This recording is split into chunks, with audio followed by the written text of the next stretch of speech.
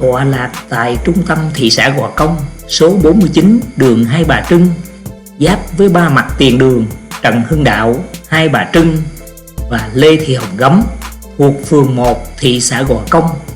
Ngôi nhà của đốc phủ sứ Nguyễn Văn Hải là một công trình kiến trúc cổ độc đáo với những nét chạm trổ cầu kỳ, khoáng đạt, thể hiện sự vương giả của gia đình chủ nhân còn được bảo tồn hầu như nguyên vẹn. Nhà đốc phủ Hải gồm một cụm 5 ngôi liền kề nhau, trong đó ngôi chính 3 gian đồ sộ hơn hết, là một không gian nghệ thuật chạm trổ khắc gỗ vẫn còn nguyên vẹn.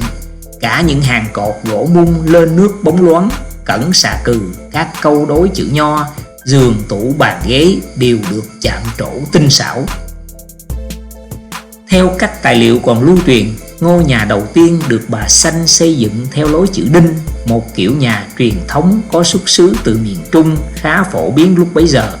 Sau nhiều đợt tu bổ và xây dựng, hiện ngôi nhà là một tổ hợp kiến trúc gồm nhà chính ở phía trước trên 533 m², hai nhà vuông ở hai bên trên 196 m², lẫm lúa hai kho thóc ở phía sau, bao thành một sân trời ở giữa, tạo thành hình chữ khẩu. Nhà chính được làm theo kiểu 3 gian 2 trái, có mặt tiền quay về hướng chính bắc, phần phía sau có cửa mở quay về hướng nam. Các phần bên ngoài được xây dựng bởi vôi vữa, mái lợp ngói âm dương, được nâng đỡ bởi 36 cột, trong đó có 30 cột là gỗ căm xe và gõ. Bên trong nhà tiền đường, các cột được liên kết với nhau bằng các dải bao lam bằng gỗ chạm hai mặt, thể hiện các đề tài tứ linh, tứ quý, bát bủ. Xen kẽ các bao lam còn có các liễn đại tự, trên các cột là các đôi liễn đối với các tích truyện Tào, thể hiện triết lý nho lão Phật, như truyện Nhị thập tứ hiếu, Văn vương cầu hiền. Các đề tài tứ quý hay nhạc cụ cổ truyền Việt Nam như đàn bầu, tỳ bà, sáo trúc được khảm xà cừ. Trên gian thánh thờ có hình lưỡng long triều nguyệt chạm trổ tỉ mỉ và sơn son thiếp vàng rất đẹp mắt. Gian tiền sảnh phía trước được thiết kế theo mô típ châu Âu đặc trưng với các đầu cột và các vòm cửa chạm nổi hoa văn dây nho. Tại đây các xiên trính cũng được chạm ở ba mặt và cả hai đầu. Các đố và vòm cửa là các bao lam hình chữ nhật hoặc vuông, trang trí các đề tài gắn liền với đời sống cư dân Nam Bộ như tứ húy, hoa, trái, chim thú. Được lồng kính vừa có tác dụng ngăn mưa, gió, vừa bảo vệ tác phẩm chạm trổ bền vững với thời gian. Từ năm 1909 đến năm 1917, ngôi nhà được tu bổ thêm một số hạng mục như xây tường, làm hàng rào sắt tây ba mặt và xây lẫm lúa to lớn ở phía sau với chi phí rất lớn. Vào những năm 1926 đến 1928, khi con trai ông Hải được làm chánh tổng hòa lạc hạ, ngôi nhà được tu sửa chút ít và sơn phết lại nhưng không đáng kể.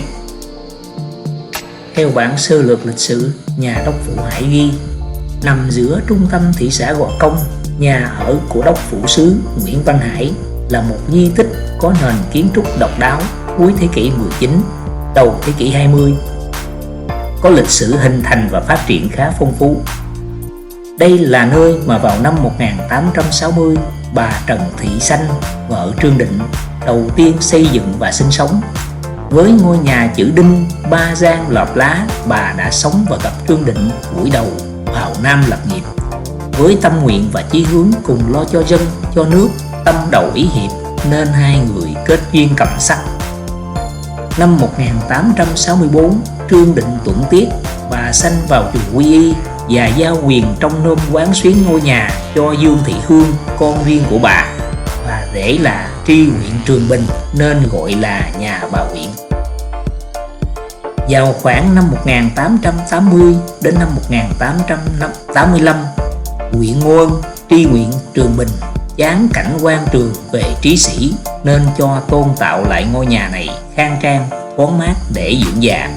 Khi ông bà qua đời, ngôi nhà này tiếp tục để cho con gái là Huỳnh Thị Diệu và chồng là Nguyễn Văn Hải làm chức đốc phủ sứ nên có tên gọi là nhà đốc phủ Hải.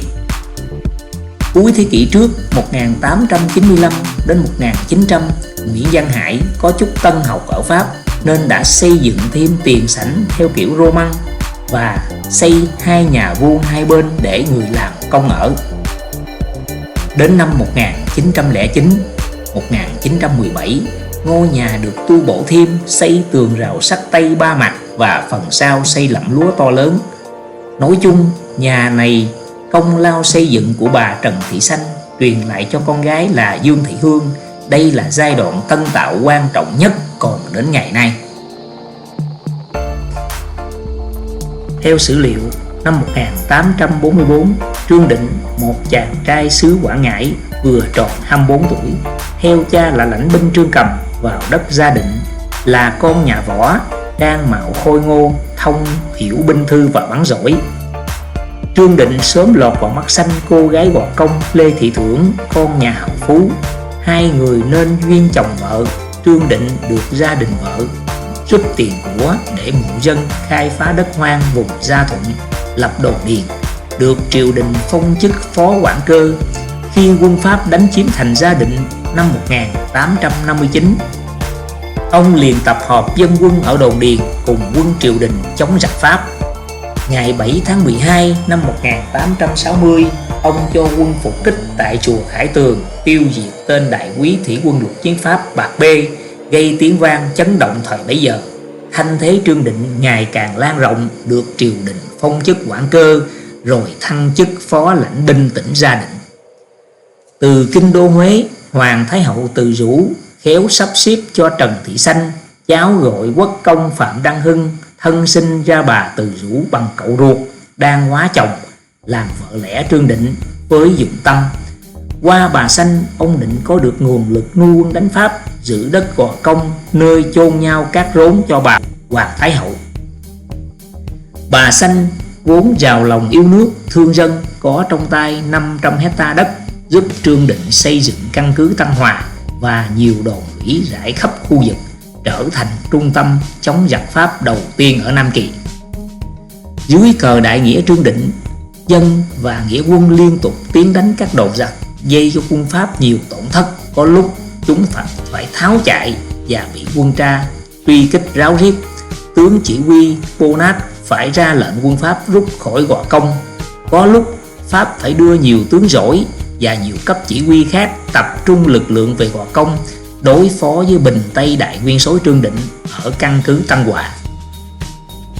Cuối cùng, giặc Pháp cho bọn tay sai mật thám lùng sục tên Việt Giang đội Tấn, Huỳnh Văn Tấn, đánh hơi được nơi ẩn náu của vị thủ lĩnh nghĩa quân được nhân dân hết lòng kính yêu. Hắn bí mật tung lực lượng đông đúc ra đánh úp. Trong lúc tả xung hữu đột giữa rừng tên mũi đạn, Trương Định bị thương, không để rơi vào tay giặc nên rút gươm ra tuẫn tiết tại trận. Vào ngày 20 tháng 8 năm 1864, khi đó mới 44 tuổi, tại Ao Dinh thuộc xã Tân Phước, huyện Gò Công Đông. Giặc Pháp mang thi hài anh hùng dân tộc Trương Định về biêu tại chợ Gò Công. Sau 3 ngày mới cho bà Trần Thị Sanh lãnh về chôn tạm trên đất họ Trần của bà.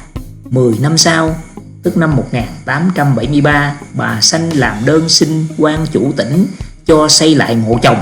Lăng mộ xây đúng quy cách thời Nguyễn, có đối liễn văn bia ca ngợi công đức Trương Định. Nhà cầm quyền Pháp biết bèn ra lệnh đục bỏ hết chữ và khuôn lăng bằng đá hoa cương. Sau đó bà Sanh tiếp tục xin phép trùng tu lại mộ cho Trương Định, cho thợ xây mộ ông bằng đá granite, vẫn cho khắc văn bia gắn lên mộ ca ngợi Trương Định. Sau đó nha nội chính Pháp biết liền ra lệnh đục bỏ hết các chữ khắc trên lăng mộ Trương Định một lần nữa. Điều này cho thấy rằng bà Trần Thị Sanh trước sau vẫn giữ nguyên tấm lòng tôn thờ người chồng anh hùng Trương Định. Cũng nhờ có chút tân học lại nhiều tài sản, ông Hải thường đi du lịch và có điều kiện mua sắm nhiều đồ đạc sang trọng, quý hiếm. Không gian Á Đông của ngôi nhà còn được bổ khuyết bởi các vật dụng phương Tây thuộc loại sang trọng và quý hiếm, như các bộ bàn ghế chạm nổi hoặc khảm xà cừ theo phong cách Louis cổ điển Pháp, bàn đá cẩm thạch, tủ gỗ sản xuất tại Pháp, bàn trang điểm, đèn treo trần nhà kiểu châu Âu, 2 bộ đi văn bằng đá cẩm thạch màu trắng vân đen, đồ sứ Trung Hoa và Việt Nam thế kỷ 17-18. Đáng chú ý có chiếc đôn sứ Giang Tây, chiếc độc bình cổ, 2 chiếc ché gốm màu hoa văn rồng nổi. Ngoài ra còn có các bức tranh vẽ trên kính, 2 bộ tranh tứ thời bằng hạt cườm rất hiếm, 8 tấm tranh thêu đề tài tùng, trúc, cúc mai, xuân hạ thu đông. Đặc biệt có 2 bức ảnh bán thân bằng xà cừ của bà Diệu và ông Hải. Chiếc giường thất bảo kiểu Quảng Đông có mặt lát 6 tấm đá cẩm thạch màu sắc khác nhau với thanh chân chạm nổi hoa lá và khảm xà cừ rất đẹp. Với những giá trị độc đáo và hiếm có, từ năm 1980 đến 1999, nhà Đốc Phủ Hải được thị ủy và Ủy ban Nhân dân thị xã Gò Công sử dụng làm nhà truyền thống thị xã Gò Công. Từ năm 2000 đến nay, ngôi nhà được trả lại với tên gọi nhà Đốc Phủ Hải nhằm phục vụ khách tham quan. Công trình nhà Đốc Phủ Hải đã được Bộ Văn hóa Thông tin, nay là Bộ Văn hóa Thể thao và Du lịch, xếp hạng di tích kiến trúc nghệ thuật cấp quốc gia theo quyết định số 921 ngày 20 tháng 7 năm 1994. Là một công trình dân dụng được xây dựng từ cuối thế kỷ 19 đến đầu thế kỷ thứ 20 với hơn 350 khuôn biển trang trí đại tự biển khảm xà cừ và 70 cổ vật.